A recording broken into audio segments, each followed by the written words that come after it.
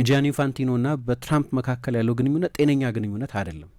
በፊፋ ፕሬዚደንትና በአንድ ሀገር ፕሬዚደንት መካከል የሚደረግ አይመስልም። እና ሰውየው ለነገሩ ፊፋን በሶሎ ነው የሚመሩት፣ ተጠያቂነት በሌለበት ሁኔታ ነው የሚመሩት ይባላል።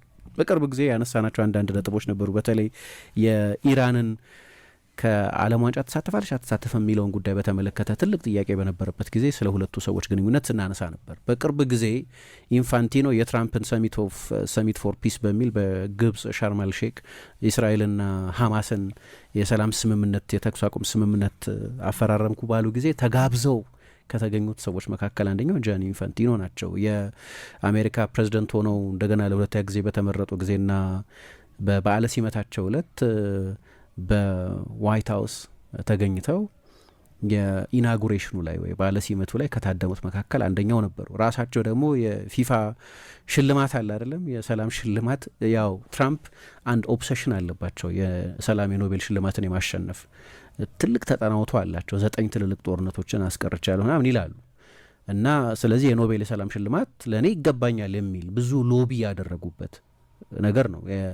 ብዙ ጊዜ አንድ ጊዜ ብቻ ሳይሆን ብዙ ጊዜ የኖቤል ሽልማትን ሲመኙ የቆዩ ሰው ናቸው። እና ያንን ባለመሳካታቸው ምክንያት ሊሆን ይችላል እሳቸውን ለማባበል ፊፋ ፒስ ፕራይዝ የሚባል የፊፋ የሰላም ሽልማት የሚባል ተዘጋጅቶ ለዶናልድ ትራምፕ ተሰጥቷቸዋል።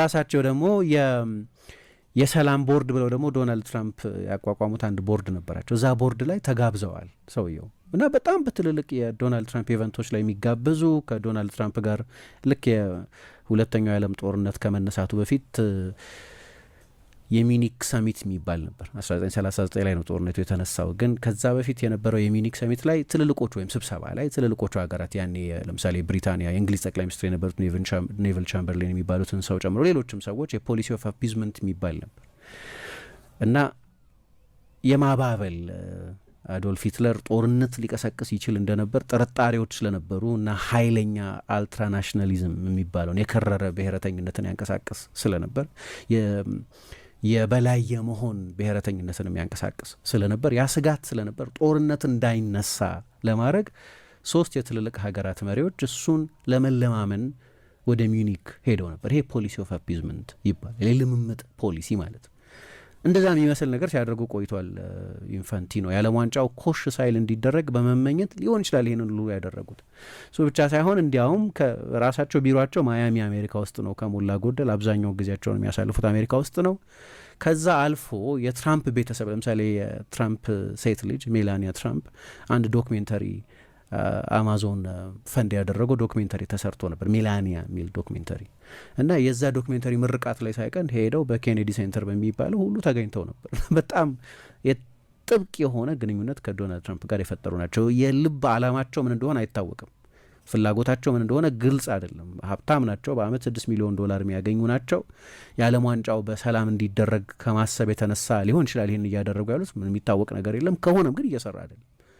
ያንን ለማድረግ ፈልገው ከሆነ ይህንን እያደረጉ ያሉት እየሰራ አይደለም። ምክንያቱም ፖሊሲ ኦፍ አፒዝመንት የምትየው ያንን የሻርማል ሼኩ ጉባኤ ከተደረገ በኋላ ወይም የፒስ ሰሚት የሚባለው በእስራኤልና በሐማስ መካከል የተኩስ አቁም ስምምነት ተደረገ በተባለበት ጊዜ ከዛ በኋላ ወጥተው ምን አሉ?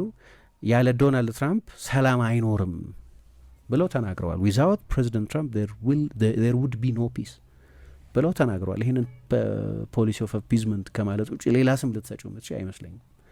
ይህንን ሁሉ አድርገው ግን እየሰራ አይደለም እና ከዚህ በፊት ያው የዲክታተርሺፕ ብየና የሆነን መንግስት አምባገነናዊ ነው አይደለም የሚለው ዓለም አቀፍ ስምምነት ያለበት አይደለም። አንቺ የሆነን መንግስት አምባገነናዊ መንግስት ነው ብትዩ የዛው የሀገሬው ዜጋ አምባገነናዊ መንግስት ነው ብሎ ላይቀበል ይችላል። ግን